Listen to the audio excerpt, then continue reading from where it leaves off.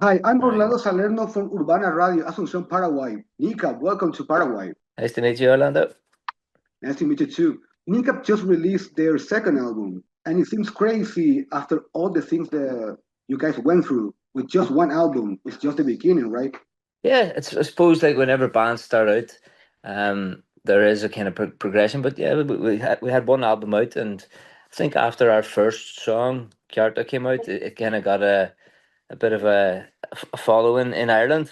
And like we didn't have big, massive ideas of where it would go because we're rapping in a language that most people in Ireland don't even speak. So for us to be even talking to you at the other side of the world, it's a mad thing for us because we thought we were making music for our friends and for our family, and we didn't think it would kind of go any further than that. Or we had no kind of intentions for it too. It's great that it has, being able to speak your own native language and to have it resonate with so many people in countries far and wide.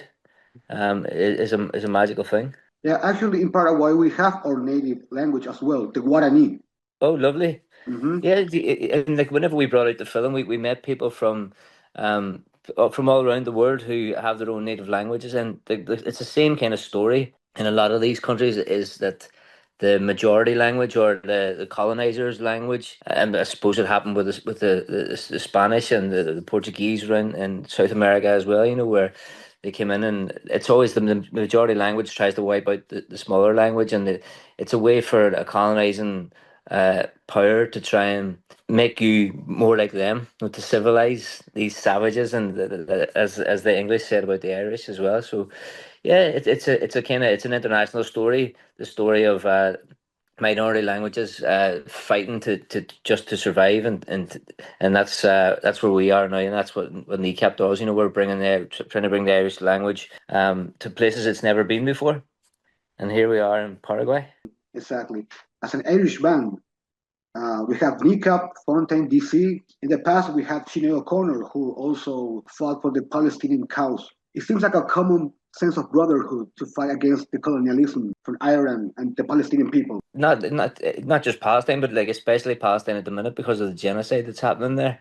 But worldwide, whenever there was a genocide happening in Ireland in the 1800s where there was a forced famine where the British were exporting all the food to fight their wars around the world, and it was the Irish people who were starving to death. And we talked about this before. You had the Choctaw Native Americans sending aid, even though they were being forcibly removed from their lands. At the same time, they were sending money to help the people in Ireland. People who struggled under these kind of situations, they have humanity for other people, other oppressed peoples who suffer the same thing. It's a long-standing solidarity the Irish people have with the Palestinian people and kind of indigenous cultures because we kind of suffered through the same kind of processes of colonization and destruction and displacement, almost having cultures completely erased, and there are lots of languages around the world that have gone now. And I know probably over in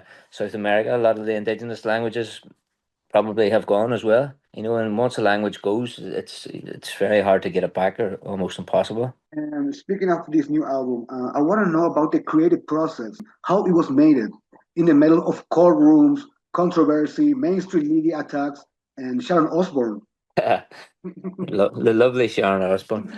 Um, yeah, but you kind of you've mentioned it all there. Whenever people are sitting down to do an album, it's especially a second album. There's a lot of pressure because it's that old adage that you have your whole life to write your first album, and your second album you're writing it within a year or two. There's the pressure of writing an album. Earlier on in that year, we were in the studio with Toddla T, who did Fine Art, our first album. We had like 15, 16 songs ready to go, but it didn't feel like Kneecap, and it didn't feel like it was the right time to release that. And so it just kind of, it didn't go anywhere, and we scrapped the album. The court case was happening at the same time, so, and then we met with Dan Carey, who we admire, and he's a musical genius. And we thought, yeah, it would be great to do an album with Dan as well. So while the court case was happening, it gave us lots of life experience and things to draw from. And you can see that in the album, in Carnival and Liar's Tale. You've got talk about the politicians and you have the British Prime Minister, Keir Starmer, trying his best to censor an Irish language band. You know, this is one of the most powerful people in the UK, as they call it, trying to go into tabloid newspapers to try and silence an Irish language band. It's real dystopian stuff. So yeah, but that all that stuff gives us it gave us stuff to work from. We were able to draw from the well of experience that we had in those 2 years to make this new album. When Mo went to court, a lot of people went to outside supporting the group, and we're not talking about fans just.